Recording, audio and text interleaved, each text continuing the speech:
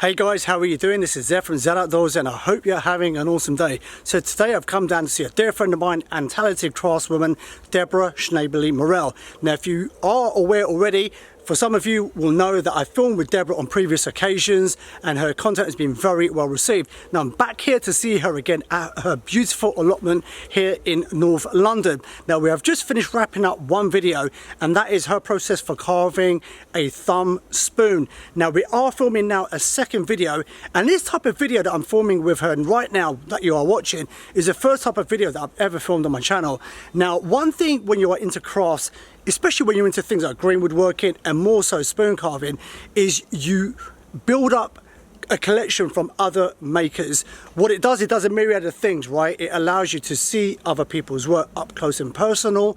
It allows you to learn from other makers. It also allows you to help support other makers as well. So there's a myriad of benefits of collecting crafts from other makers, in particular green woodworking, spoon carving.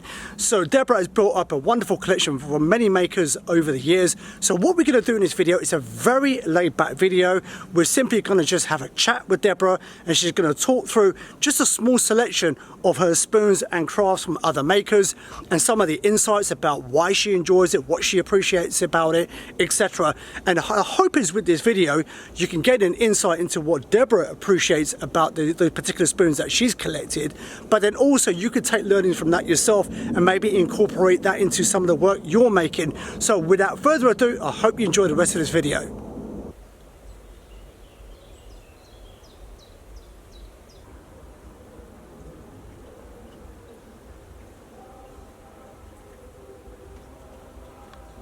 Hey Deborah, how are you doing? Good, I'm good. So I've given a bit of an intro to this video and it's the first style of this video that I'm doing on my channel after all these years. Wow. Now I have actually mentioned a couple of things and it's something I think is maybe a good thing to touch on, and that is reasons for collecting not just spoons but crafts from other makers.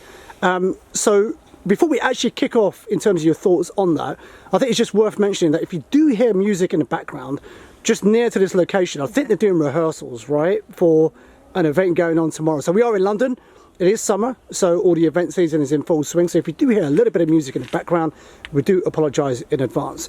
So coming back to the thing to kind of kick off this video is your thoughts on the importance of collecting craft from other makers. Well, there's a few reasons really. First of all, you make really nice associations and often friendships with other makers, and then it's really nice to have something that they've made, and at other times if you have sort of mutual admiration, it's really nice to swap something. So I've done a bit of that.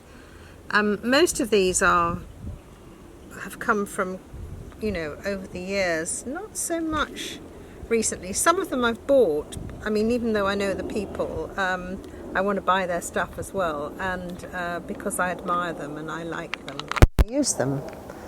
So we have got rather a lot of spoons in our house. You know, as most spoon carvers, I am pretty obsessed with the idea of a spoon, the possibilities of a spoon, the design and form possibilities, the wood possibilities, the texture, all sorts of the grain, the pattern. You know, there's an awful lot going on into a very small object.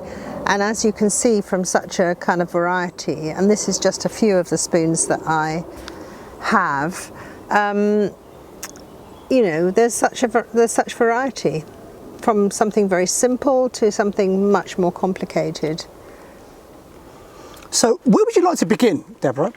Well, I'm going to start with two simple and two complicated spoons. All of them have got lovely qualities. So this is Rachel Bainton. I mean, you know, she's an incredibly good spoon carver. It's lovely wood. Looks like it's cherry. Oh, it says on the back, she even puts onto every spoon that she carves. It's a really good bit of advice because then you can't forget. So it's beautiful, it's incredibly simple, but the form is absolutely lovely. It's a flat spoon shape. I mean, you know, it's quite inspiring. And then an older spoon which I inherited from someone who introduced me to spoon carving. I think this is Anna Casserly. It hasn't got her name on it, but I'm pretty sure that's Anna. Please tell me if I'm wrong. So really simple and lovely shallow spoons, and then two completely on the opposite scale. So this is an absolute favourite. This is Adarin Johnston, who was in our spoon club. He's from, is it Australia or New Zealand? New Zealand. Super, super talented. I think this is laburnum, although it could be a mulberry branch with a little owl. He's really good at doing animals, and look at all the little feathers on there. I mean, it's something that I suppose I could do if I put my mind to it, but it's nice that he's done that, and it reminds me of him. Lovely. Then this one, of course, by the master spoon carver. It's not a usual shape for him. You know, he's got this really straight edge here, which I mostly avoid, but because it's a deep scoop, that makes sense. And I love the fact that, you know, emerging out of the wood itself, I think this is also cherry, is this beautiful gold chip carved little extension. And this is Lee John Phillips. This is Lee John Phillips. I mean, you know, most people know him, but if you don't, you really have to follow him, because he's full of inspiration about design as well, and how you draw, how to draw a spoon, how to kind of sort of what the concept of a spoon is, how you can come to that, how you can develop it yourself. This is not particularly characteristic of his spoons, but I really love it. So we've done two simple and two more complicated. These spoons here I really love, and I think he's one of the most talented spoon carvers. They're old now, they're some of the first ones that I bought, and this is Sam Cooper, who I don't know but doesn't seem to carve many spoons. He's part of the Marchment workshop and he makes beautiful chairs, but I mean, he just had a complete ease of design and form, and they're just really lovely. He's a very quick carver, but you know, look at that beautiful sort of feminine spoon in beech. This is another beech, I think. This one with a little bit of bark left on there is beautiful. I'm not sure, it's it almost looks like alder, doesn't it, the way it's oxidized like that. But there's some, it's so comfortable, you know, and I think he makes a spoon in about 40 minutes. I don't know if he still does that, if he's not onto it. Painted spoons, I haven't got many, and since I was a painter, I'd love to do some painted spoons, but I just haven't given myself time yet. This one is Amy Leek. I gave her a chair, which was a painted chair, a Dutch painted chair, and she gave me a spoon in return with part of the design and colour that was on the chair, so that's really lovely. So that was a lovely swap. And then Anja Sundberg, you know, birch spoon, Scandinavian type spoon, with this lovely painting on here. I think this is oil colours, and then etched really all around the petals, so to divide one up from the other. I suppose that was done after the painting. Really lovely. She's such an inventive person. I love the way that spoons kind of remind me of the people. These three are Marianne, a friend and colleague. Every time Marianne makes a new spoon, I just think, oh, right, she's done it, I can't do it now. I just think they're so brilliant. The idea that the handle can be divided into a top and a bottom bit, and they're treated differently. That's just lovely with the little scalloped edge.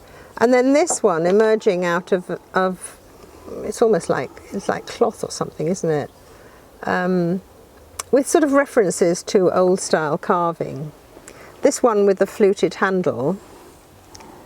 I know Marianne used, I think they're all sycamore. No, that might be something else. might be birch. I think these are sycamore. I know she loves using sycamore, and I haven't really liked sycamore until recently, and I'm now beginning to like it a bit more. So, and of course, Oren, absolute master really. He's still churning out his snails. I don't think he's done a fork with a snail on it, but perhaps he has. I don't know, you might know, Zed. But, you know, he has lovely wood because he's from the Mediterranean, Eastern Mediterranean. I don't know what either of those are. But that's a lovely little stirring spoon. This is great with his little signature snail on the top. Who else? Let's just think. This one is Raleigh, which I bought from her, the Bodger's Ball, where we all got rained out. I particularly like the lines from the, this is underbark, the underbark, where I think this is birch actually, where something had burrowed through and left a trail. I think that's kind of really nice. It's a nice, I mean, it's an incredibly simple spoon. It's got a lovely crank, so I use that one a lot. In that vein, a very beautiful spoon, which is in daily use, by Morrell, Haircall. You know, if you ever get a chance to go and do a class with him, you will feel very inspired. But I think it's quite hard to get it right. I mean, you can actually see how this is the edge of the spoon that comes over here, so he hasn't interfered with anything around here. It's beautiful. And talking about Morrell, I think the person that's most influenced, or I mean many people are, is Benoit. And Benoit's spoons, he often uses the underbark. That's his little signature, the leaf cut out. But Benoit just has the most extraordinary eye. And he does the sort of minimal work. I really admire his work, but I also am quite envious that he can get such a beautiful finish without overworking something, which I think maybe I have a fault. This, I'm not sure what that wood is there. Oh, it looks like hazel. I think it's hazel.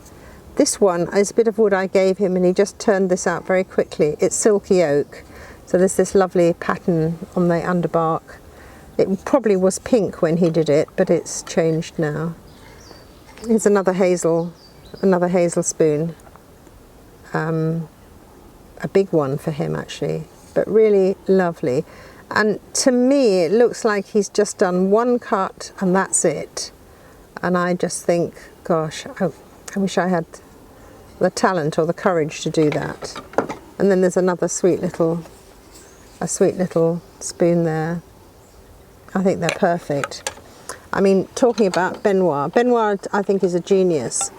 He gave me this summer, and this is a little shrink magnifying glass. So this was the branch, this was the stem. So obviously he cut a slice out, hollowed this out here, and put a little rim in, and then put his glass, his lens in there. And then how on earth he knew that this was going to shrink just enough to grab the lens without it cracking from the tension. I mean, you know, it is incredibly difficult to do that. So it's a really special, highly treasured object that. Absolutely love it. I mean, and that's all one piece, isn't it? Yes, all one piece. I mean, yeah. He's taken the shrink pot idea and, you know, run with it really. So I love that kind of invention. This is Dan Lawrence. Dan is a very free carver, which is great. You know, that's a quite complicated chip carving for Dan, but you know, I don't know, it has a kind of completely natural feel about it. And also this is the top profile of a wren bird, you know, and he's quite famous for his wrens. And a smear of colour which has gone on there. You can just almost see how it went on with the thumb, I think. So, very fond of that one.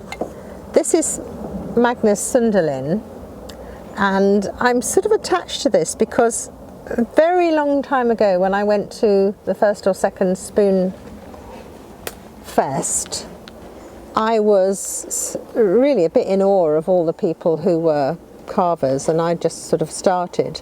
And I think I was staying in the bunkhouse and he was staying there, and I was really nervous to sit down with them, and I think Don Nazaletti was there, and anyway, I showed them my spoons and he said, "Oh, do you want to swap?" And it was like the first spoon I've ever swapped, which was so nice because he was pretty established. That chip carving there reminds me of illustrations in a book that I had as a child, Robert Louis Stevenson, A Child's Garden of Verse, and it just reminds me of that. So I'm fond of that. This seemingly simple bent branch spoon, if you look at the back of it, that's the central bit where that's the heartwood, and that's by Dave Cockcroft, to kind of show a reminder of how the tree was growing. I think it's probably, what is it? It's not hawthorn. Maybe it's cherry. Probably cherry. That's lovely. This is a walnut dolphin spoon by Jane Mickleborough.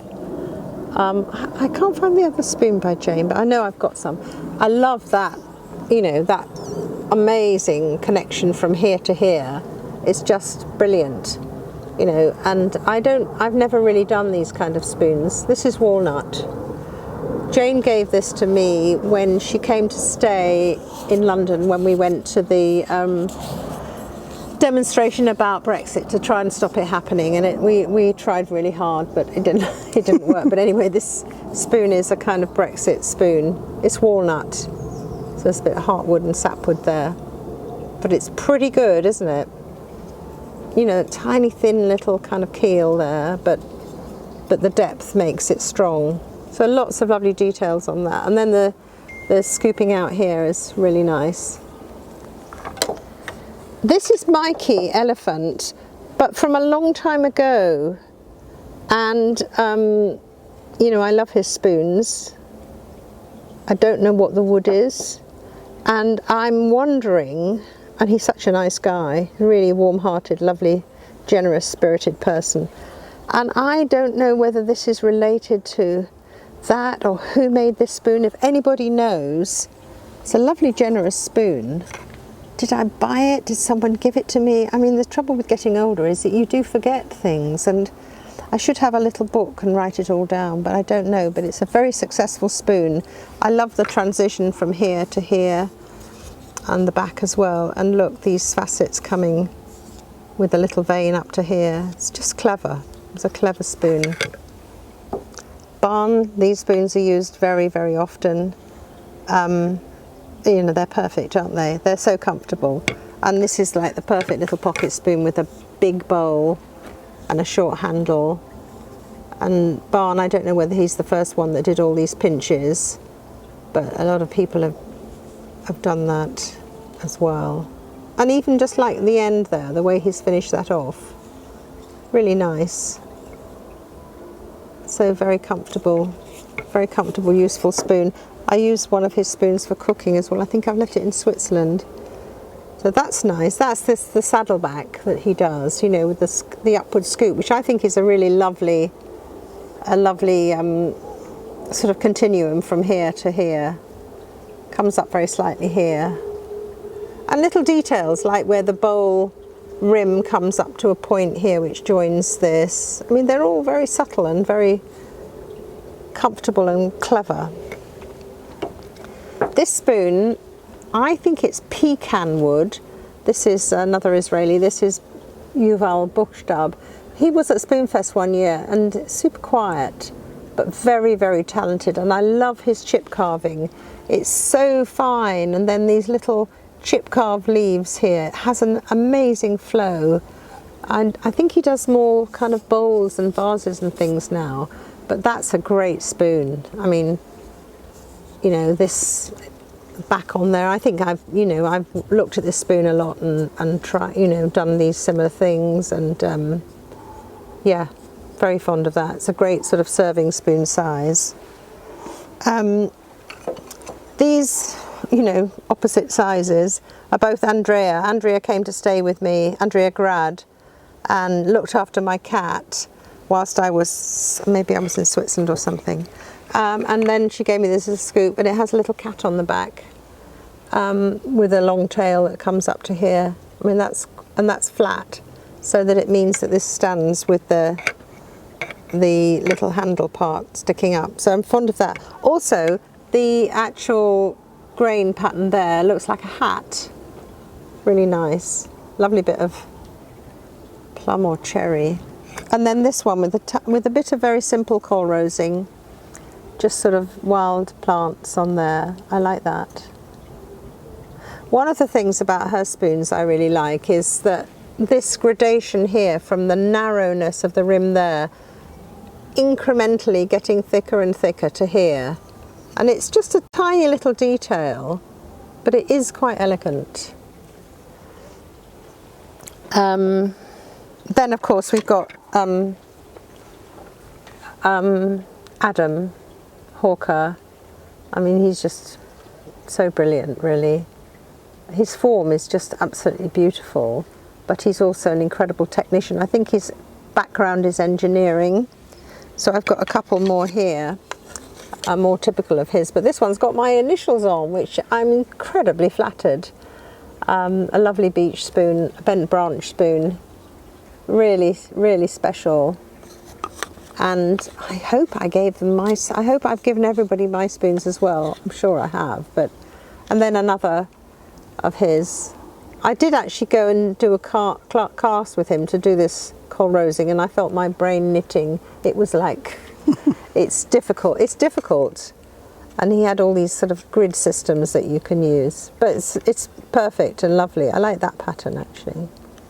Really nice. So those three. This was a little present from, this is a Swiss cream scoop on a sort of small scale. I'm going to be teaching some of this at Spoontown. And this is based on a traditional Swiss cream spoon where you've got an oval bowl and it's got a flat edge here. It hasn't got any curve in it. And then you have this handle with a hook on, and it hooks on the side of the milk pan. And traditionally you would, I think one this size would be just to eat the cream. I mean, they have this thing where, you know, they take the cream off the milk before they make the cheese, they put it in a bowl. This is in the high Alps. And then, you know, it's great fun to go and, well, Heine thinks it is, and all Swiss people think it is, to actually just eat spoonfuls of cream. I can't really cope with that, but, and it's got a little chip-carved Edelweiss in there. That's by Linus, I can't remember his second name, but he's Holtz in Rucksack on Instagram. He's a really good carver. This is not typical of his spoons, and I don't think I've got one here with me, actually. But, yeah, he's great. This, I think, is Will Risley, and I've got a feeling it's elm. And it's a perfect wood to show the feather spoon. And I've made a couple of feather spoons, but I haven't really made a thing of it, but I'd like to do a bit more. And Barnes done some lovely feather spoons as well, but this one, that grain is, I think it is elm, and it's very, very beautiful. And all you do is cut a ridge, make a ridge down and have a slope on either side, and then you just get that lovely pattern. This is another spatula that I inherited from my friend Gloria, and it's by Dan Lawrence, and I think it's a really good shape for a spatula because it's got all these sides that you can use, you know, in different parts of the bowl or the saucepan. It's made of beech.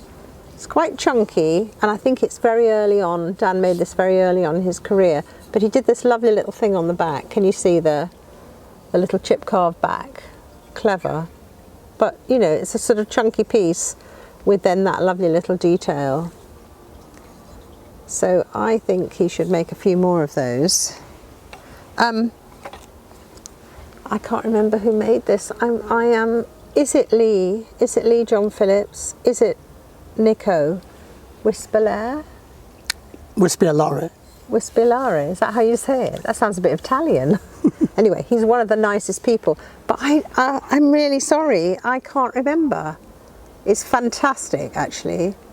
It's a kind of raw spoon in a way. Please tell me, Nico or Lee. I think it might be Nico. This is definitely Nico. He gave me this. It's not typical of him with all his unbelievable tattooing on a spoon, but it's clever. It's lovely. And it's just got some lovely lines and some lovely little bits, like the way this comes up here. Another little sharp bit here, which I tend to avoid, but actually it looks really nice. And then scooping this away at the back. And then this also here, scooped away here. That's just clever. And you know, and then the facets on here. Some people just know how to do things and they come out really well. So that's very treasured.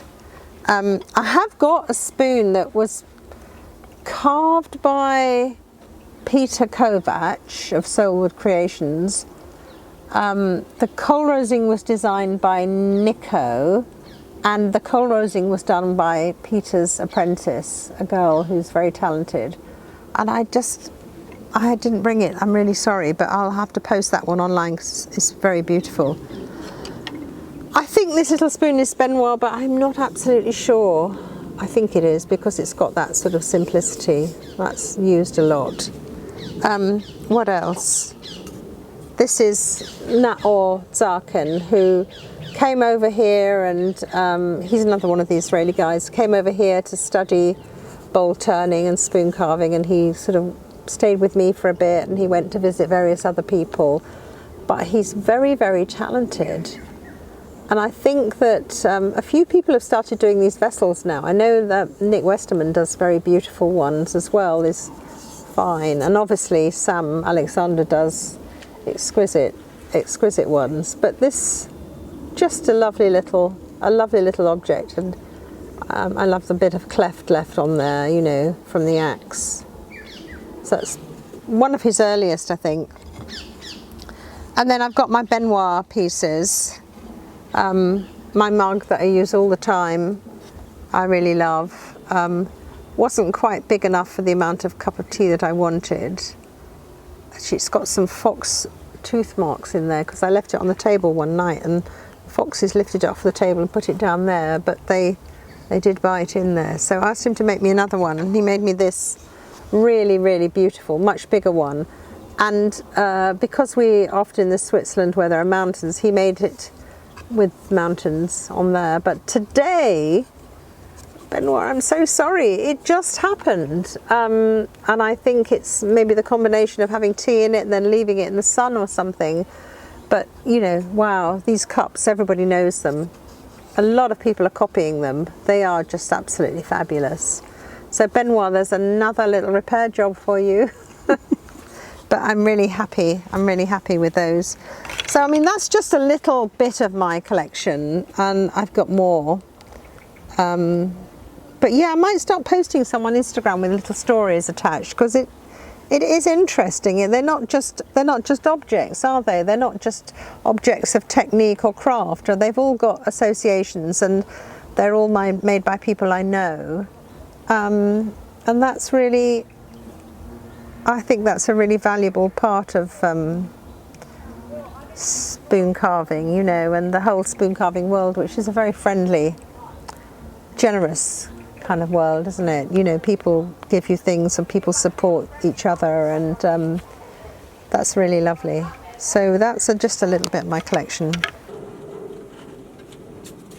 So Deborah, just one final question before we depart. Yeah. And it's something obviously we did touch on at the very beginning, but what would your encouragement be in regards to collecting crafts from other makers to those that are watching, if they've not maybe thought about doing that before, or have kind of proceeded to do it? What are your kind of suggestions and thoughts on the benefits of doing it and why they should do it? Oh, it's incredibly beneficial. I mean, like many things, there are lots of aspects to it. It's lovely to support other people. You know, some people try to make a living from this, not many, but it's a little aside for a lot of people. It's very nice to sell a spoon, particularly to someone who really appreciates it. I think to own a spoon that's made by somebody else, there are all sorts of things that you can learn or ways of approaching carving a spoon that you might not have thought yourself, and that is interesting. I mean, I'm even in favour of actually copying a spoon. I don't think there's much danger of, as long as you don't pass it off as somebody else's, but I don't think there's much danger of you being able to do that, because, you know, the spirit of the person, the experience of the person, the life of the person has gone into that spoon, and you can't replicate that at all. But you can learn from sort of doing their process somehow. And I think that's really interesting. If you want to do something more complicated like chip carving, I mean, just have a look at some of the designs that Lee John Phillips does. This is a very simple design, but how intricate it looks actually when it's just painted gold. It's beautiful. And in terms of, you know, you can either have a very simple spoon with a small crank, and then you could have a spoon like that. You know, these are the extremes of the possibilities. And why not experiment with all of these? I mean, this is a little bit gothic, this spoon, I suppose. This is definitely a kind of folk art type spoon. And then, you know, other spoons you can just sort of admire, but you might not be able to emulate, but you can certainly learn a hell of a lot from, well, I would recommend going to classes that some of these people give. I mean, originally going to Spoonfest and doing classes with well, was it with Adam? I did a class with Adam at London Greenwood, but a lot of these people have taught, and you know, you get a lot of knowledge from them. Benoit, one of the best spoon carvers, doesn't teach, but he's very generous with his spoons and his knowledge. But I think his cups have gone around the world now. That, you know, he seems to be sending them out everywhere. So, you know, and the kind of invention, you know, it's just charming, isn't it? How inventive Marianne is, and it's inspiring as well. Her use of colour and the way she can endlessly invent things to do on the handle. I remember once she made a spoon, and I'm sure it had a coal-rosed thumbprint. And I wish I'd bought that actually. It was really lovely because it's sort of so sort of emblematic, isn't it? A thumbprint of the maker's mark. Really, really lovely. So, and then, you know, the other thing about doing spoons with peeling the bark off or leaving the bark on, that's another technique. If you want to, you know, look at the kind of spoons with a flow, look at Jane's spoons. I mean, really, really beautiful. And very often, you know, a spoon has always got these three planes: the front, the side, and the back. And you know, you can tell when they all work in harmony with each other. I mean, that's a perfect example. But I'm sure all these spoons do, because all these makers have thought about that. So yeah, I mean, you can't go wrong really buying people's spoons and having a real good look and a feel of them. I mean, spoons are very, very tactile, aren't they? You can sense the amazing skill of getting. I mean, if you cut that in half with a bandsaw or something, you'd have a completely even amount of wood, even thickness. Same with that. A bit thicker at the bottom. Yeah, so I mean, there's so much to learn. There's just so much to learn. So I can't imagine not having anybody else's spoons. I think that would be a bit arrogant, actually. I think we all kind of influence each other, and we all learn from each other, and that's good. That's really good. Deborah, I really do appreciate you taking the time to show us through a small selection of your spoons. Even I've kind of learnt a few things as you've been talking through. But once again, I really do appreciate you taking the time to do this video. Oh, my pleasure. Love talking about spoons.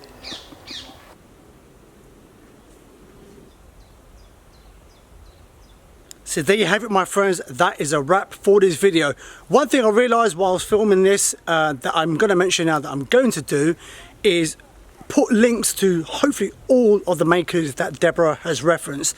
I realised while filming this that actually it would be good for you to go check those people out, primarily on Instagram, and if you like what you see, you could obviously give them a follow. One thing I think I forgot to mention, this is actually a very small part of Deborah's collection. She has a much bigger collection, but she has selected a few to kind of show in this video, and hopefully this will be the first of many of this type of video where, as I'm spending time with other makers, not just across the UK but also abroad, that we can have a look into their collection, what inspires them, what do they like about the pieces that they collected from the makers that they've collected.